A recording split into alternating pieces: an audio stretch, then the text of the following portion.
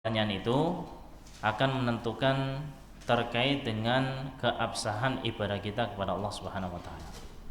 5 fa'alta. Kenapa kamu lakukan itu? Kenapa kamu beribadah pada Allah? Untuk siapa kamu beribadah? Ini berkaitan dengan masalah ikhlas.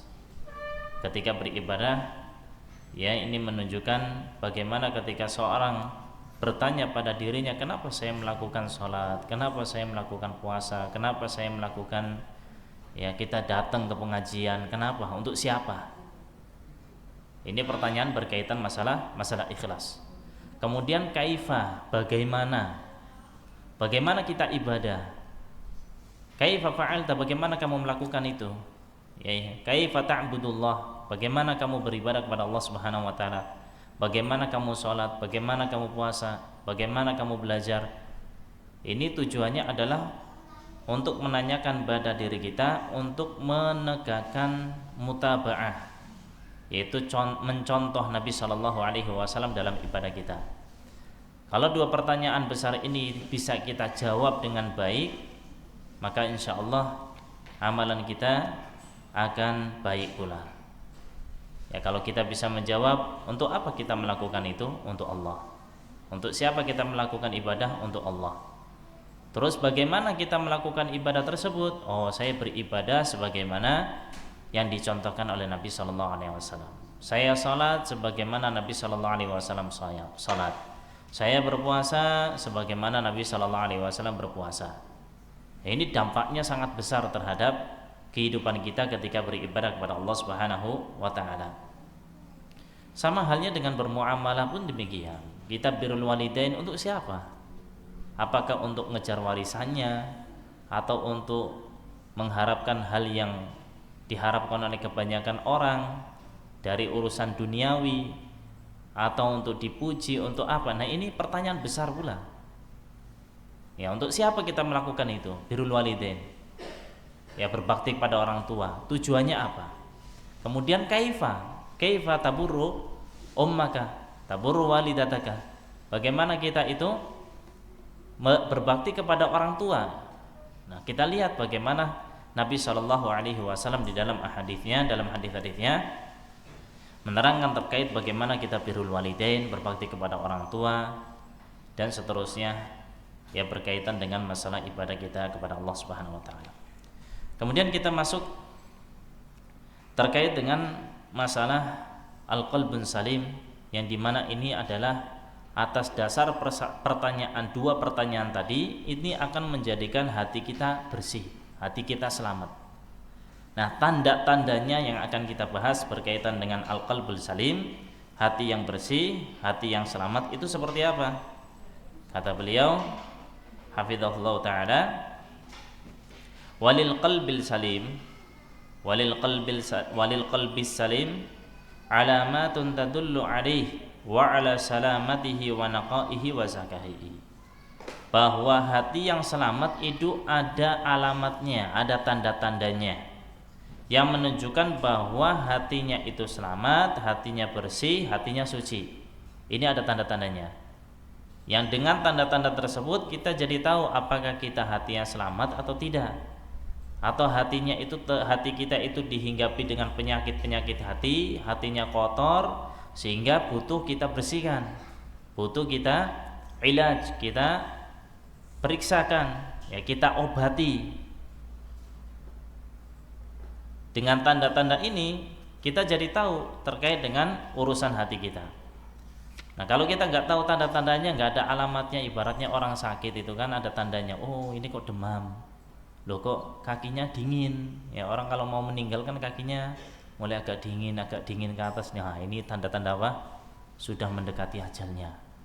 Kan ada tandanya. Orang sakit pun demikian. Sakit kok diem, biasanya kok aktif, pecicilan, nggak, bahasa kasar itu pecicilan, bahasa orang Tegal pecicilan itu jelek ya. Pecicilan itu artinya apa? Petakilan, nakal, ngono ya. Iya, kalau di daerah sana itu, daerah wetan, pecicilan itu artinya aktif. Saya juga agak kaget waktu itu. Pecicilan, tapi karena sudah biasa ngomong orang pecicilan, oh maksudnya gitu, aktif maksudnya. Ya, Orang itu biasanya anaknya kok biasanya aktif, lari sana, lari sini, yang ngambil ini, ngambil apa, berantakin ini, makanya kita kan, masya Allah ya, anak itu ketika lagi aktif-aktifnya, lagi bikin agak jengkel, tapi nek diem yuk melas, rasanya melas banget. Kok meneng wae kena ngapa ngono. Ya kita kangen dengan apa? Dengan berantakinnya dia, rumah itu jadi berantakan, jadi kangen. Ya masya Allah. Iya kan ada tanda-tandanya bagaimana dia itu sakit. Oh ini biasanya aktif diem aja. Biasanya berantakin kok diem tuh ngelambruk ya, neng kasur misalnya. Diem aja. Ini berarti ada apa-apa. Dipegang, oh ya kok rada anget. Berarti kan demam atau apalah. Semua ada tanda-tandanya. Nah, begitu juga dengan hati yang bersih, itu ada tanda-tandanya biar kita tahu hati kita bersih atau tidak. Sehingga kalau kita hatinya ternyata dari tanda yang ada kok ternyata ini jauh ya kita ya dari apa yang disebutkan dari tanda-tanda hati yang bersih, hati yang suci. Nah, sehingga kita bisa menanggulanginya, kita bisa mengobatinya. Obatnya apa? Kalau kitanya saja itu nggak sadar nih hati kita itu nggak selamat, hatinya kita nggak bersih, hatinya nggak suci, gimana mau menanggulanginya? Kitanya nggak sadar, biasa aja kok, nggak ada apa-apa kok. Ya, baik. Wa min hadhil alamat an yakuna qalban mutarahhilan 'anid dunya mutajafiyan 'anha ghaira mughtarrin biha 'aliman bihaqiqati haliha wa annaha darul fana'i waz zawal wa annaha murtahilatun wa laysat baqiyatan. Di antara tanda hati yang selamat, hati yang bersih, hati yang suci, bahwa hatinya itu senantiasa tidak memikirkan dunia. Dunia itu ngikut. Ya, bukan prioritasnya masalah dunia itu. Mutajafian anha, dia menghindari dunia, menjauhkan diri dari dunia. Bukan berarti enggak cari rizki, bukan berarti enggak cari nafkah, enggak, tetap kerja, tapi bukan prioritasnya. Itu wasilah untuk beribadah pada Allah Subhanahu wa taala, sehingga ketika dia itu mencari rizki, fas'au ila dzikrillah wa darul bai', ya, ketika di hari Jumat ketika sudah mendengar adzan yang kedua, udah kita kan disuruh untuk apa? Untuk berzikir pada Allah, untuk sholat. Wadarul baik, tinggalkan jual beli. Tapi setelah itu apa? Suruh mencari rezeki kembali setelah itu. Fantashiru fil ardi wabtaghu min fadlillah. Suruh kita nyebar lagi, bekerja lagi dan sebagainya. Bukan berarti kita diam, enggak. Ya, orang bekerja, orang cari nafkah, bukan berarti tandanya dia itu serakah, enggak mesti. Itu kembali kepada hati masing-masing. Ya, mutajafian anha, dia menghindari dunia, menjauhkan diri dari dunia, ya tetap cari nafkah, tapi bukan prioritasnya itu dunia, hanya wasilah, sehingga dapat banyak alhamdulillah, sedikit pun alhamdulillah, enggak ngeluh. Ya. Dan hatinya senantiasa tenang, tawakal pada Allah Subhanahu wa taala, apa yang dia dapatkan dia syukuri. Ghairu muqtarrin biha, serta tidak tertipu dengan dunia. Banyaknya dunia yang dia miliki, harta yang dia punya, tidak menjadikan dia tertipu. Akhirnya jauh dari ibadah kepada Allah, jauh dari Allah Subhanahu wa taala. Enggak, dunia dia tahu bahwa dunia ini sementara. Dunia hanya sebagai wasilah untuk mendekatkan diri pada Allah. Hakikat harta yang dia miliki itu apa yang dia infakkan di jalan Allah, itu yang akan bermanfaat untuk dirinya. Adapun yang dia simpan, ini bukan punya dia. Mati pasti akan diwariskan kepada ahli warisnya, gak bakal dibawa ke kuburan. Jadi dunia itu tidak menjadikan dirinya tertipu. Dia paham benar hakikat dunia. Aliman bihaqiqati haliha, dia tahu benar terkait dengan keadaan dunia. Wa annaha darul fana'i waz zawal, bahwa dunia ini adalah tempat ya yang akan, atau dunia ini itu akan pergi. Kita akan meninggalkan dunia ini. Dunia hanya sementara. Wa annaha murtahilatun wa laysat baqiyah, bahwa dunia ini sementara, kita akan meninggalkan dunia ini dan gak selamanya kita hidup di dunia. Kita semua paham, kita semua tahu Hampir tiap hari kita dengar fulan meninggal, fulan ya telah meninggalkan kita, fulan telah wafat. Dan pada waktunya nama kita yang akan dipanggil. Fulan diumumkan, fulan Budi Santoso meninggal dunia. Pada waktunya nanti pasti. Ibaratnya itu al-maut, ya, kematian itu sedang mampir ke sana kemari, yang akhirnya akan menuju kepada tempat kita. Makanya kullu atin qarib, setiap yang datang itu dekat. Setiap yang datang dekat. Kematian itu pasti datang dan dekat. Itu yang namanya yang sesuatu yang datang itu dekat, sehingga kita harus bersiap-siap. Cuman kita nggak tahu kapan waktunya. Jadi dunia seperti itu. Dunianya sementara. Kama qala Ali radhiyallahu anhu, irtahalatid dunya mudbiratan wartahalatil akhiratu muqbilatan. Dunia ini akan kita tinggalkan dan akhirat itu yang akan kita hadapi. Dunia akan kita tinggalkan, dunia ini akan kita tinggalkan karena dunia hanya sementara. Adapun akhirat ini yang akan kita hadapi. Itulah tempat kekal kita, tempat abadi kita, tempat hidup kita yang sebenarnya. Wa likulli wahidatin minhuma banun, dan setiap dari yang dua tadi, dunia maupun akhirat, ada anak-anaknya. Ada anak dunia, ada anak akhirat. Ya. Fakunu min abna'il akhirah wa la takunu min abna'id dunya. Ini nasihat yang sangat indah sekali dari Ali radhiyallahu taala an. Maka jadilah kalian dari anak-anak akhirat, janganlah jadi anak-anak dunia. Ya, maksudnya hanya prioritasnya tadi hanya sekedar yang penting di dunia sukses, di akhirat urusan belakangan. Seolah-olah dia tidak akan dibangkitkan kembali, seolah-olah dia tidak akan dibangunkan oleh Allah Subhanahu wa taala, dihidupkan kembali. Seolah-olah dunia itulah kehidupan hakikinya. Salah. Makanya Ali radhiyallahu taala an menjelaskan kepada kita, mewasiatkan kepada kita, jadilah anak-anak akhirat, bukan anak-anak dunia. Dunia hanya sementara. Fa innal yauma amal wala hisab wa ghadan hisabun wala amal. Hari ini yang ada hanya sekedar amalan. Kita mengamalkan, kita bercocok tanam. Ya. Besok kita akan memanennya. Hari ini hanya sekedar amalan, kita beramal, wala hisab, gak ada hisabnya, gak ada hitungannya. Tapi besok di akhirat kelak yang ada cuma hisab, hitungannya. Fulan hari ini kamu melakukan ini, melakukan itu. Fulan kamu telah posting ini, posting itu. Fulan kamu telah menulis ini di medsos kalian, ini dan itu. Tinggal dihisab. Wala amal, dan gak bisa beramal, gak ada amalan lagi. Di akhirat kelak yang ada hanya sekedar hisab, hitungan amalan kita. Tinggal kita siap-siap aja. Semua akan dipertanggungjawabkan oleh Allah Subhanahu wa taala atas apa yang dilakukan. Hari ini yang ada kita hanya beramal. Perbaiki diri, beramal, ya, senantiasa minta pada Allah taufik agar bisa mengamalkan amal soleh, ya, sehingga hisabnya itu mudah. Kalau bisa tanpa hisab. Ya.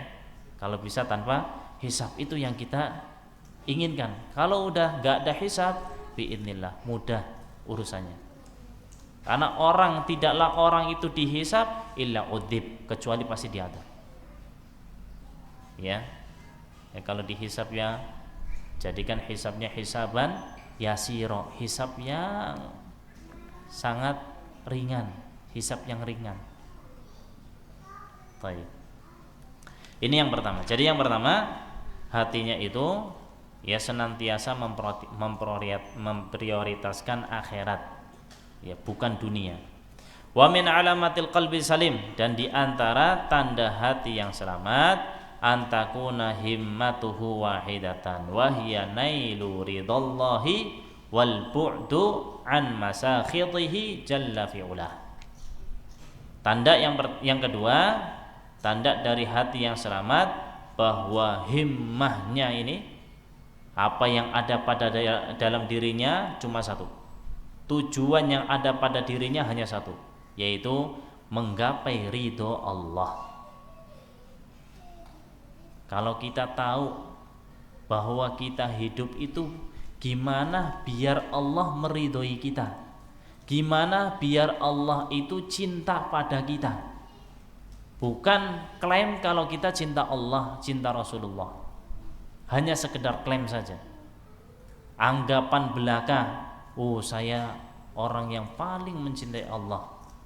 Nah, ini semua bisa ngomong, gampang ngomong bahwa saya cinta fulan, saya cinta fulana, saya cinta Allah, saya cinta Rasulullah, semua bisa, siapapun bisa mengatakannya.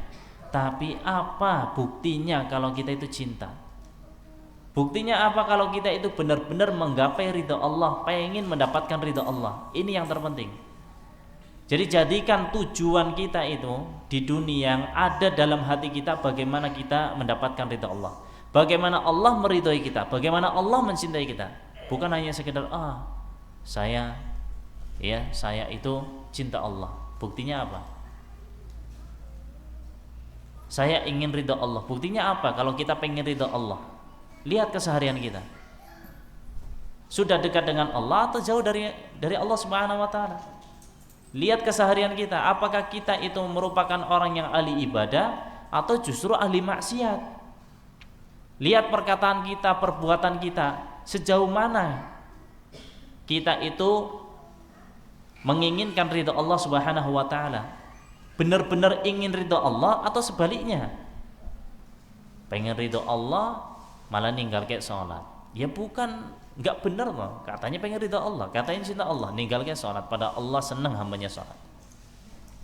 Pengen ridha Allah ternyata menggibah, perkataannya enggak dijaga. Ya, apa yang dituliskannya itu pedes semuanya, kritikan, komentar-komentar negatif, hal-hal yang tidak bermanfaat. Nah, gimana? Katanya pengen ridha Allah. Wal bu'du an masakhitihi jalla fi'ulah. Kita yang ada dalam diri kita adalah keinginan untuk mendapatkan ridha Allah dan jauh dari hal-hal yang Allah murkai. Menjauhkan diri dari apa yang Allah murkai, yang Allah tidak cintai. Jauhkan. Ya. Kadang sebagian orang itu menganggap remeh hal-hal yang sifatnya makruh. Makruh itu enggak disukai, enggak disenangi, walaupun derajatnya belum sampai haram. Layaknya kita sebagai seorang muslim, apa yang Allah tidak sukai ya dijauhi. Ya, apalagi yang haram jelas harus ditinggalkan, wajib hukumnya. Yang makruh pun demikian, karena makruh itu pada hakikatnya enggak dicintai oleh Allah Subhanahu wa taala. Hal-hal yang makruh ini harus kita jauhi pula, sehingga kita mendapatkan kecintaan Allah Subhanahu wa taala. Ini yang keberapa? Yang kedua.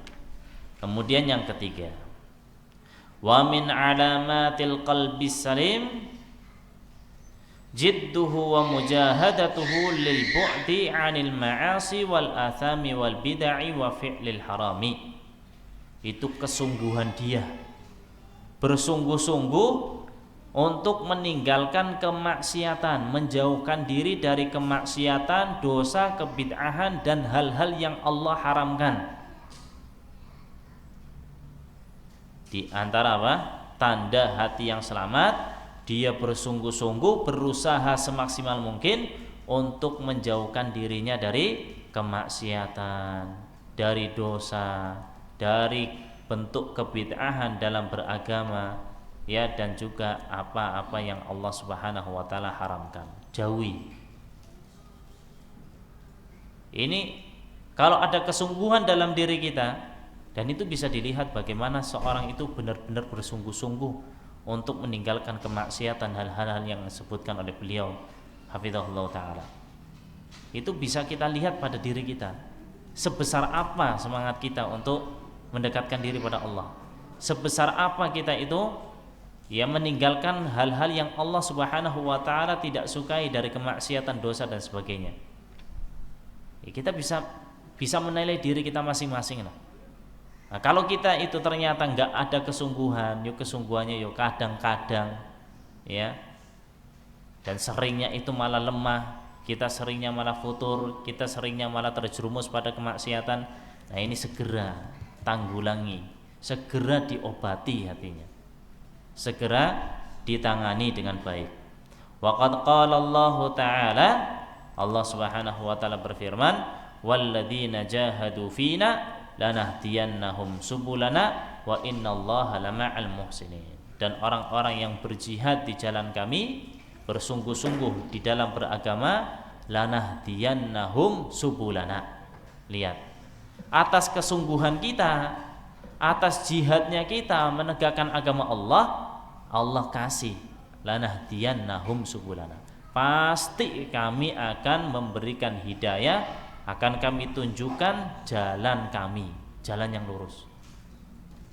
Tapi kalau kita nggak ada kesungguhan, nggak ada bersungguh-sungguh dalam menegakkan agama Allah, berjihad melawan hawa nafsu kita, ya berarti nggak dapat. Kapan kita dapat? Atas dasar yang pertama tadi, walladzina jahadu fina lanahdiyannahum subulana. Pasti akan Allah Subhanahu wa taala berikan hidayah, Allah akan berikan taufik agar kita itu bisa menapaki jalannya yang lurus ini. Kita tiap hari, tiap sholat kita selalu minta pada Allah hidayah, ihdinas siratal mustaqim, ihdinas siratal mustaqim. Ya Allah, tunjukkanlah kepada kami jalan yang lurus. Ya, minta bukan hanya sekedar minta. Allah Subhanahu wa taala telah memberikan kepada kita hidayatul irsyad wad dilalah. Alhamdulillah, sekarang ilmu itu tersebar, mudah kita gapai. Ya, ibaratnya antum gak datang juga di YouTube udah banyak. Tapi Masya Allah, sebenarnya memang dapat ilmunya, tapi keutamaan bermajlis itu berbeda dengan kita ber-YouTubean. Majlis di YouTube dengan majlis, ya, dengan majlis beneran itu beda. Semangatnya pun beda. Coba antum YouTubean bermajlis, ustadznya lagi ngomong, lagi apa ada yang dudukan kayak gini, ya, dengan semangat nyatet, nggak ada. Terserah lah, leye-leye, mau tiduran, mau ngapain, ustadznya nggak lihat, yang penting saya dengerin apa yang dikatakan ustadz.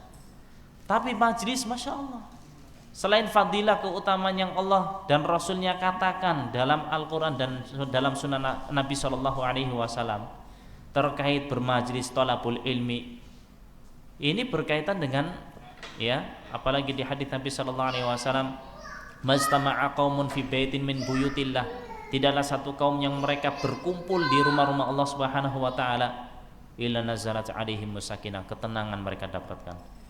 Ini enggak didapati oleh orang-orang, ya mudah-mudahan dapat, tapi itu keutamanya di majlis, di masjid, di rumah Allah. Karena lafadznya seperti itu. Ya, bukan bermajlis di YouTube, enggak. Meskipun ilmu dapat. Ala kulli hal, intinya jamaah sekalian yang dirahmati Allah Subhanahu wa taala, ilmu mudah kita dapatkan sekarang. Ya. Sekarang sarana itu sangat banyak sekali.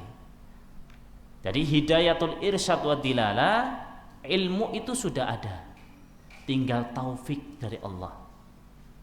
Taufik dari Allah. Hidayatul taufik ini harus kita minta pada Allah Subhanahu wa taala. Bukan hanya sekedar kita tahu. Orang tahu, banyak orang yang tahu. Tapi yang bisa mengamalkan dari apa yang mereka ketahui sedikit. Bahkan orang yang mengamalkan dari ilmu yang dia miliki, istiqomah di dalamnya lebih sedikit lagi. Jadi mau nggak mau ya kita harus terus minta pada Allah hidayatul taufik, biar kita apa? Mendapatkan taufik dari Allah, bisa mengamalkan amal-amal soleh dari ilmu yang telah kita ketahui. Walladzina jahadu fina lanahdiyannahum subulana. Ya, al jazaa'u min jinsil amal, bahwa balasan itu tergantung dari amal perbuatan kita. Allah akan berikan, ya, hidayatut taufik, Allah akan tunjukkan jalan menuju jalan yang lurus ini kapan? Kalau kita memang bersungguh-sungguh, benar-benar berpegang teguh dengan tali Allah Subhanahu wa taala. Wa innallaha lama'al muhsinin, dan sungguhnya Allah Subhanahu wa taala benar-benar bersama orang-orang yang berbuat baik, ya, berbuat ihsan, berbuat baik kepada siapapun, ya, kepada keluarga kita, kepada anak kita, kepada orang tua kita, masyarakat kita, kepada diri kita. Allah bersama orang-orang yang berbuat baik. Ini alamat atau tanda yang ketiga. Kemudian yang keempat, wa min alamatihi, dan di antara tanda hati yang salim, hati yang bersih, hati yang selamat, al-inayatu bitashihil amali aktsaru minal inayati bil amali nafsihi, yaitu berusaha untuk memperbaiki amal, berusaha untuk memperbaiki amal, perhatiannya terhadap perbaikan amal itu lebih besar daripada perhatiannya terhadap amal itu sendiri. Nah, maksudnya gimana tuh? Memperbaiki amal kita, ya, lebih ditekankan, fokusnya lebih besar pada perbaikan amal, bukan pada amal itu sendiri. Sholat, alhamdulillah, ya, orang-orang mikirin sholat, alhamdulillah, satu hal yang sangat positif sekali, bagus sekali. Tapi memperbaiki amal soleh, memperbaiki sholatnya itu kualitasnya lebih penting lagi, bukan hanya sekedar sholat. Nah, coba antum lihatlah, banyak orang yang masya Allah, orang sholat, ya, kalau kita lihat antara orang yang sholat dengan orang yang gak sholat, ya lebih banyak yang gak sholat. Tapi kita dapati masyarakat kaum muslimin juga banyak diantara mereka yang sadar akan sholat, bahwa sholat itu kewajiban. Nah, sekarang kita lihat bagaimana kualitas sholat mereka, atau sholatnya kita lah, jangan mereka lah, kita, kualitas sholatnya kita itu gimana, ya. Mungkin kuantitas, masya Allah, sholat duha iya, tahiyatul masjid iya, sholat, ya, habis wudu iya, kemudian sholat tahajud, sholat witir, sholat wajibnya lebih-lebih, memang itu suatu kewajiban, ya. Sholat nafilah, ini banyak sekali, sholatnya banyak, tapi kualitasnya gimana? Bukan hanya sekedar yuk sholat, tapi kualitasnya nggak diperhatikan, hanya sekedar kuantitas. Makanya kita juga harus perhatian terhadap kualitas. Dengan kualitas itulah nilainya akan tinggi. Makanya di dalam hadits Nabi sallallahu alaihi wasallam, wa innar rajula la yansorifu, dan tidaklah seorang dia itu keluar dari sholatnya, selesai dari sholatnya, dia tidak mendapatkan kecuali usyruha, tus'uha, thumnuha, sub'uha, khumsuha, rub'uha, thulthuha, nisfuha. Tidaklah seorang itu selesai dari sholatnya, selesai, assalamualaikum warahmatullahi, assalamualaikum warahmatullahi, udah selesai. Nah, apa yang dia dapatkan? Tidaklah dia selesai dari sholatnya kecuali apa yang dia dapatkan cuma 1/10-nya. Ada yang dapat 1/9-nya, ada yang dapat 1/8, 1/7, 1/6, 1/5, 1/4, ada yang 1/3, ada yang separuh. Jadi nggak semuanya dapat full, ada yang cuma dapat separuhnya. Tergantung kualitas sholatnya kita gimana. Nggak semua orang yang sholat di belakang imam, ya, itu semuanya sama, satu saf yang pertama. Ini saf pertama fadilahnya, keutamanya sangat besar, yang seharusnya kaum muslimin berlomba-lomba untuk mendapatkan saf pertama. Tapi kebanyakan kaum muslimin datang pertama ke masjid, yang dicari saf terakhir, yang dekat yang dekat tembok. Temboknya banyak setannya, malah tembok itu yang dijadikan teman, biar bisa senderan, ya. Atau disaka, saka bahasa Indonesia, tiang, di tiang, biar senderan. Itu yang dicari, tempat yang paling nyaman di masjid, bukan tempat yang paling utama. Ya antum lihatlah ya, di sholat Jumat kita aja Masya Allah banyak saudara kaum muslimin yang mereka itu enggan untuk maju di shaf pertama. Alasannya apa? Ya banyak. Ya tapi alasan yang paling mereka masuk akal, yang mereka alasan yang paling masuk akal yang mungkin bisa diterima, saya nggak layak di shaf pertama, banyak dosa. Justru banyak dosa shaf pertama biar dosanya itu bisa dilebur gitu loh. Nggak layak, nggak pantas. Pantaskan diri, kan aneh gitu. Baik, makanya kualitas. Perhatikan kualitas sholat kita. Sholatnya orang munafikin, mereka sholat, tapi kapan sholatnya? Di akhir waktu, sebelum selesai waktu sholat itu. Sholat duhur, sholat asar itu kan misalnya sekarang jam berapa sholat asar? Misal jam setengah tiga ya, jam 2.30, 14.30. Sholat asar mepet, sholat duhur mepet sholat asar jam 14.25 baru sholat.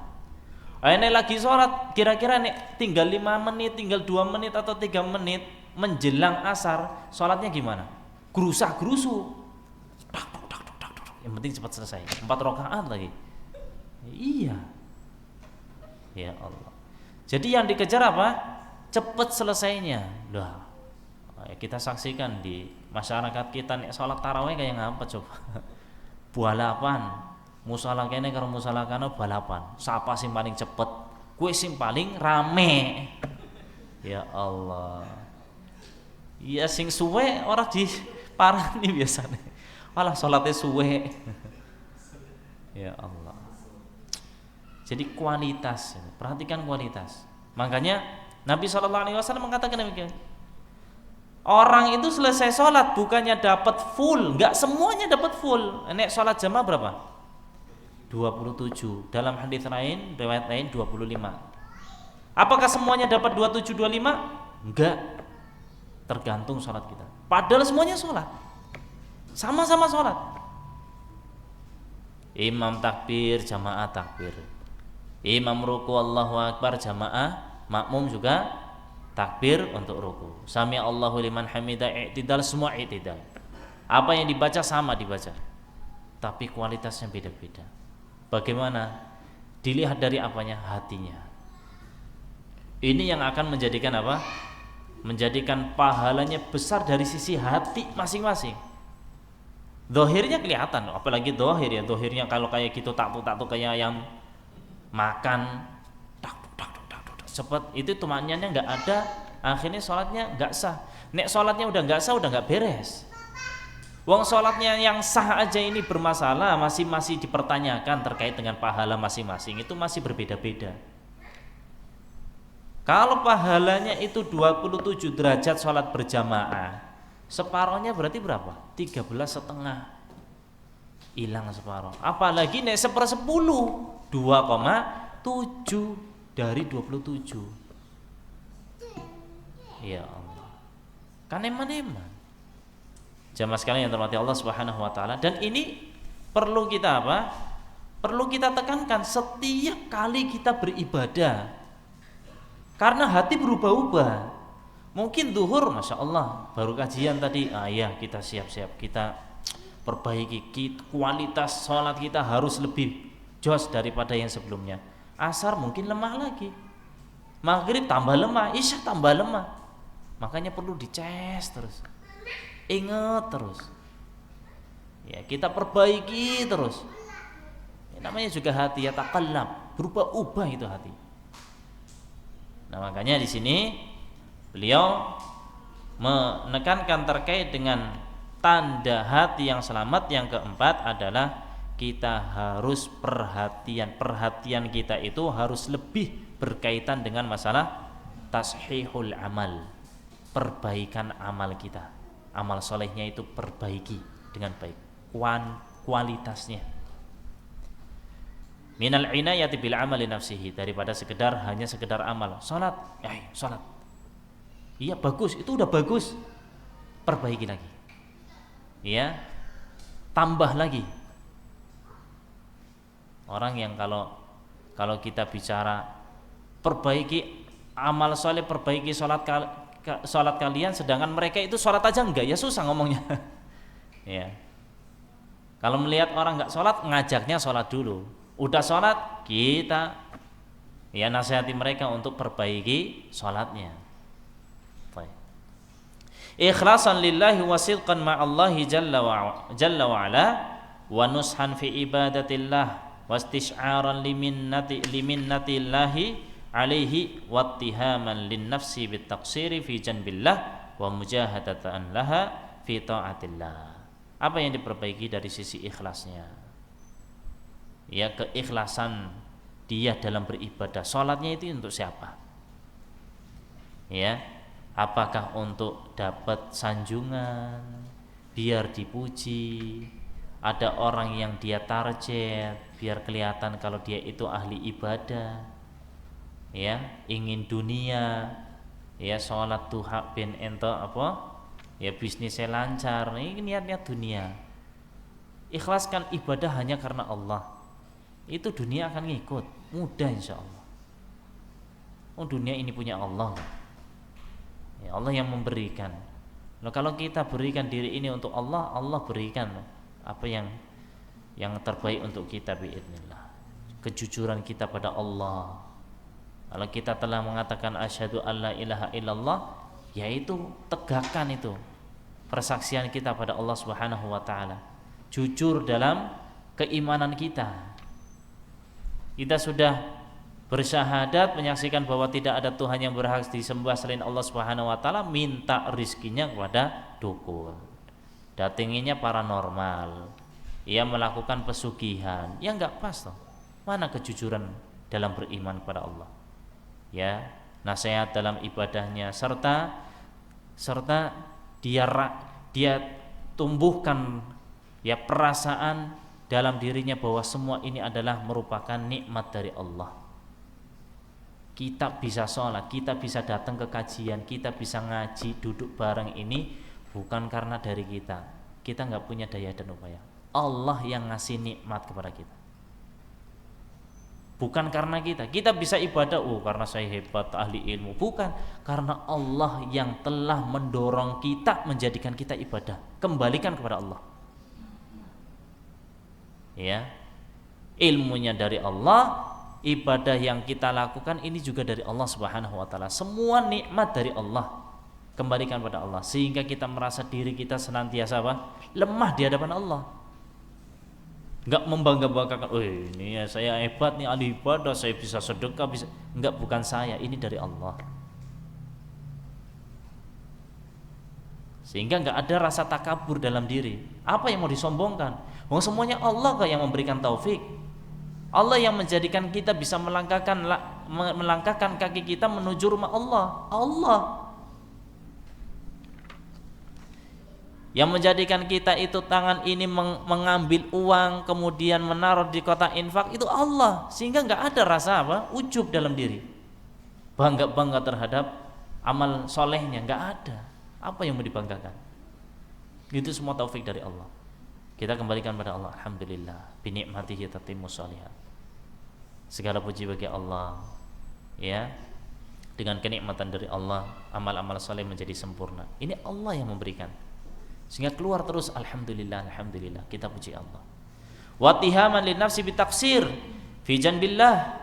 Kemudian juga ini tuduh diri kita, ya, hinakan diri kita di hadapan Allah Subhanahu wa taala bahwa kita itu banyak kekurangan dalam ibadah, masih sangat kurang. Apa yang kita infakkan, kita ini sangat sedikit amal kita. Sehingga ketika kita merasa diri ini hina di hadapan Allah Subhanahu wa taala, enggak ada yang bisa kita banggakan. Enggak ada kita berbangga-bangga diri, menyombongkan diri, ini enggak bisa. Wa mujahadatan laha fi taatillah, terus berusaha semaksimal mungkin, ya, untuk taat kepada Allah Subhanahu wa ta'ala dalam beribadah. Wa hakadha yanbaghi an yakuna al-mu'min mu'taniyan biqalbihi 'amilan 'ala islahihi mujtahidan fi tazkiyatihi wa tanqiyatihi. Dan begitulah Seharusnya seorang mukmin dia itu senantiasa memperhatikan hatinya. Hatinya perhatikan. Hatinya diperhatikan, ya. Dia itu senantiasa memperhatikan hatinya. Dia perbaiki hatinya.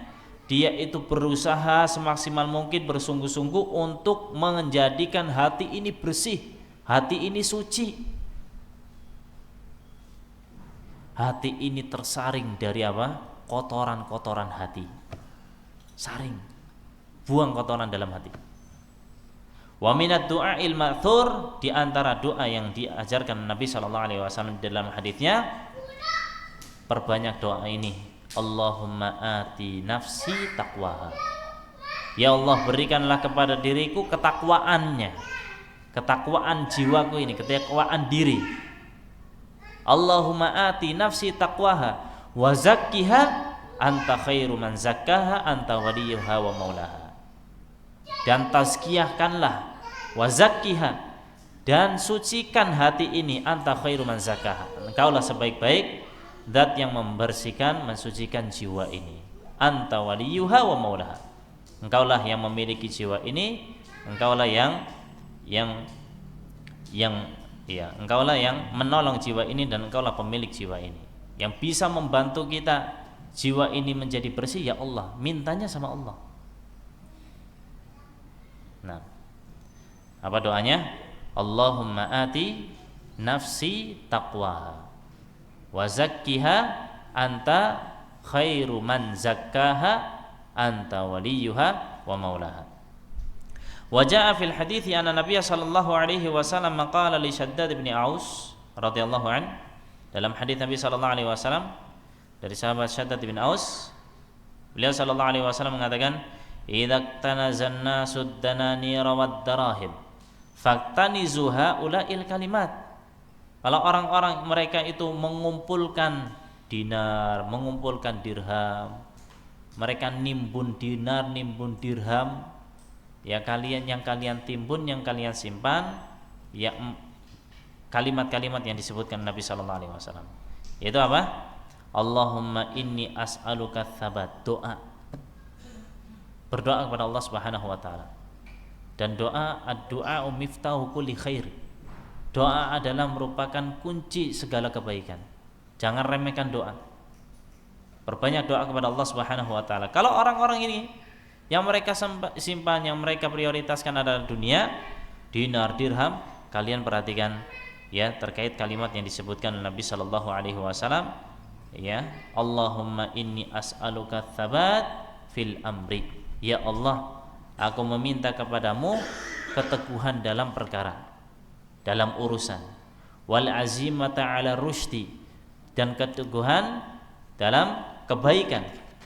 Ya, minta diteguhkan. Bisa jadi kita melenceng. Sekarang baik, besok nggak tahu. Jangankan besok, nanti sore nggak tahu. Ya, makanya dalam hadits Nabi Sallallahu Alaihi Wasallam dikatakan, paginya mukmin, sore bisa kafir. Begitu juga sebaliknya. Tergantung bagaimana keadaan kita. Tergantung dari taufik dari Allah Subhanahu Wa Taala. Makanya perbanyak minta taufik dari Allah Subhanahu Wa Taala. Perbanyak doa kepada Allah Subhanahu wa taala. Allahumma inni as'aluka tsabat fil amri. Ya Allah, berikanlah keteguhan pada segala urusan, wal azimata 'ala rusydi, dan keteguhan dalam kebaikan. Wa as'aluka mujibati rahmatika wa azaima maghfiratika. Dan aku minta kepadamu ya Allah hal-hal yang bisa mendapatkan rahmatmu dan juga maghfirahmu, mendapatkan ampunanmu. Wa as'aluka syukra ni'matika wa husna ibadatika. Dan aku meminta kepadamu ya syukra ni'matika, mensyukuri nikmatmu. Ya, syukur, minta agar kita itu bisa bersyukur atas nikmat yang Allah berikan. Ya, terkait dengan syukur ini berkaitan dengan nikmat. Dan nikmat itu banyak sekali. Bahkan hal-hal yang seringkali kita dapati itu yang kita syukuri hanya nikmat-nikmat yang zahir, yang nampak, yang terkait masalah harta seringnya. Padahal kalau kita lihat ya, kita mau jujur, apa yang ada dalam tubuh kita ini banyak sekali yang harus kita nikmat, yang harus kita syukuri kepada Allah. Yang itu dikasih cuma-cuma, yang itu kita anggap biasa aja. Kita anggap biasa aja. Karena kita tiap hari dapat, ya. Kita kedipkan mata, kita bisa melek lagi, itu satu hal yang biasa aja. Padahal itu nikmat. Sadar atau tidak sadar, itu nikmat dari Allah. Orang melek terus, nggak kedip-kedip, yo orang-orang pada takut, yang melotot terus kenapa? Ya. Kedip-kedip terus, ya ini penyakit apa? Kan penyakit. Apalagi nek merem terus ini kenapa? Denyut nadinya dilihat, denyut nadinya akan dirasakan, ini ada denyut nadinya kan enggak? Ya Allah, ini nikmat yang besar yang kita anggap remeh, kecil. Yang tiap hari kita dapatkan. Nikmat bangun tidur. Bangun tidur tuh nikmat, tidur nikmat. Masya Allah, semua nikmat yang Allah berikan ini, makanya jangan kaitkan masalah nikmat hanya sekedar masalah harta. Ya, itu kecil. Makanya ada seorang dokter yang ada orang yang mengeluh kepada seorang dokter. Dokternya ini tahu agama, yang ngeluh tentang kemiskinannya, ngeluh tentang kehidupannya, ya seolah-olah itu dia orang yang termiskin di dunia ini. Nah, kemudian ditanya berkaitan dengan anggota tubuhnya, coba itu matamu dicongkel satu, kasih berapa, dihargai berapa? Taruhlah 1 miliar. 1 miliar gede apa kecil? Gede. 1 miliar gede, tapi dicongkel matanya satu, mau nggak? Nggak mau. Ya udah, kalau kurang congkel dua-duanya jadi 2 miliar, mau? Satu aja nggak mau, apalagi 2.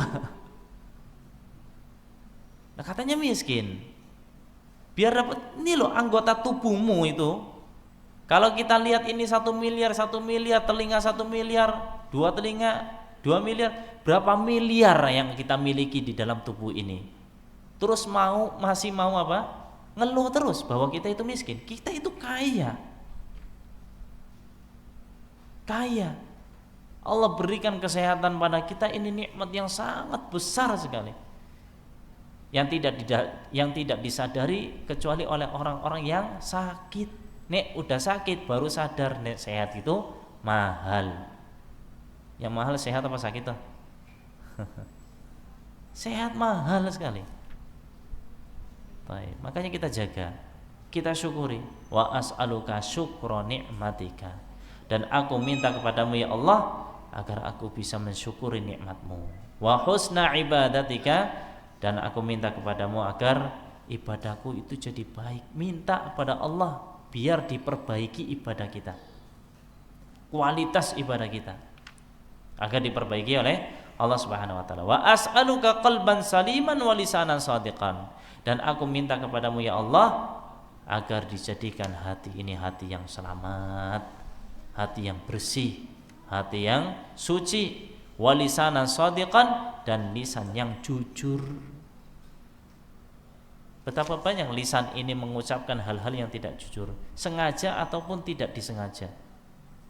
Ya, apalagi pada anak-anak kita nih lagi pengen bodohin, ya, itu kan udah nggak jujur.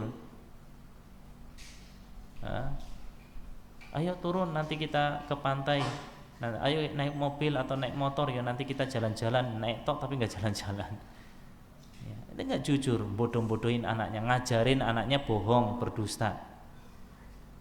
Nanti dibeliin ternyata nggak dibeliin, nanti tak kasih permen nggak punya permen. Ini udah ngajarin, dan itu dianggap remeh, biasa aja. Nah, seorang mukmin nggak mungkin berbohong, mungkin melakukan ini dan itu, tapi al-kadzib nggak mungkin. Seorang muslim nggak boleh berbohong, berdusta. Wa as'aluka min khairi ma ta'lam, dan aku minta kepadamu dari kebaikan yang engkau ketahui, bukan yang kita ketahui, yang Allah ketahui. Allah tahu apa yang terbaik untuk kita. Kita minta pada Allah. Nah, wa a'udzubika min syarri ma ta'lam, dan aku berlindung kepadamu dari keburukan yang engkau ketahui ya Allah. Itu buruk untukku, jauhkan ya Allah. Itu baik untukku, dekatkan ya Allah. Wa astaghfiruka lima ta'lamu, dan aku minta ampun kepadamu ya dari apa yang engkau ketahui. Allah tahu apa yang kita lakukan, dosa yang kita lakukan, kemaksiatan yang kita lakukan. Allah tahu. Kita minta ampun pada Allah apa yang Allah ketahui. Dan Allah tahu semua yang kita lakukan. Innaka anta allamul ghuyub, sungguhnya engkau yang maha mengetahui dari hal-hal yang gaib. Wa huwa haditsun sahih, ini hadits yang sahih, istama' ala jima'il khairi wa abwabil birri wa jima'il fadilati, yang di dalamnya mencakup segala kebaikan, segala ketaatan dan juga keutamaan ada di sana semua, agar kita dimantapkan dalam segala urusan, diteguhkan dalam kebaikan, ya, didekatkan dengan rahmatnya dan maghfirahnya, bisa bersyukur atas nikmatnya, dan juga diperbaiki ibadahnya, minta hatinya biar hati yang selamat, lisannya lisan yang jujur, ya, minta pada Allah agar didekatkan dengan kebaikan yang Allah ketahui, dijauhkan dari keburukan, minta ampun atas apa yang dilakukan yang Allah ketahui. Ini mencakup berbagai kebaikan yang ada. Wa Nabi sallallahu alaihi wasallam akada ta'kidan 'aziman 'ala al-'inayati bihadha ad-du'a wal 'inayati bitahqiqi ma fihi min al-matalibil 'azimati wal maqasidil jalilah. Dan Nabi sallallahu alaihi wasallam menekankan kepada kita agar kita bersungguh-sungguh, agar kita bisa beriltizam dengan doa ini. Kita hafalkan doa ini, kita ajarkan pada diri kita, pada istri kita, pada anak-anak kita, agar berdoa dengan doa ini, dan juga berusaha untuk mewujudkan apa yang ada di dalam doa itu dari maksud-maksud yang ada. Wa bi khasatin al-inayati bi salamatil qalbi, dan khususnya itu perhatian terhadap keselamatan hati. Wa as'aluka qalban saliman wa lisanan sadiqan. As'aluka qalban saliman, ya Allah, jadikan hati ini hati yang selamat, hati yang bersih, hati yang suci. Wa dzalika bi tanqiyatihi wa tazkiyatihi wa tathhirihi min kulli amrin yuskhitullaha. Bagaimana caranya? Yaitu dengan tanqiyah. Tanqiyah itu diirik, diayak, atau di apa ya? Disaring. Nah, itu. Nek saring sing dhuwur ya bisa. Iki diayak, biar yang bersih-bersih itu dibawa. Nek kalau padi ya ditapeni. Ya. Wa tazkiyatihi, dan mensucikannya, ya, pensuciannya, dan juga untuk membersihkan hati ini min kulli amrin yuskhitullaha, dari segala bentuk, dari segala hal yang bikin Allah murka, jauhi hal-hal yang Allah murkai. Itu orang Yahudi kenapa jadi dilabeli oleh Allah al-maghdub alaihim? Ambil ibrohnya, karena mereka itu ya'lamu wa la ya'malu, tahu tapi enggak ngamalin, ilmunya enggak bermanfaat, sehingga Allah murka sama mereka. Pelajari sifat-sifat buruk mereka, hindarkan diri dari sifat-sifat yang ada. Mereka tukang khianat, perusak, yang memulai peperangan, yang menghidupkan api peperangan itu mereka. Pembunuh para nabi, mendustakan para rasul. Jauhi sifat-sifat yang seperti itu, yang merusak hati, merusak jiwa kita. Bahkan malaikat Jibril itu sampai dimusuhi. Musuh terbesar mereka itu malaikat Jibril. Jibril dimusuhi coba. Makanya Allah katakan mangkana aduan li Jibrilah. Barang siapa ya orang yang apa? Yang jadi musuh, yang memusuhi Jibril. Itu siapa? Ya mereka. Ya Allah. Kenapa? Ya hiqat itu tadi. Kenapa Allah utus itu Rasul, utusan, yang diutus bukan dari Bani Israel, dari kalangan Arab. anak keturunannya Ismail. Ya, jauhkan diri dari hal-hal yang membuat Allah Subhanahu wa taala murka. Wala siyama syirku billah aw syakku fi dinillah awil israru 'alal bid'ah wal ma'asi. Apalagi berkaitan dengan masalah syirik. Jauhi syirik, menyekutukan Allah, menduakan Allah, menjadikan bagi Allah tandingan dalam ibadah.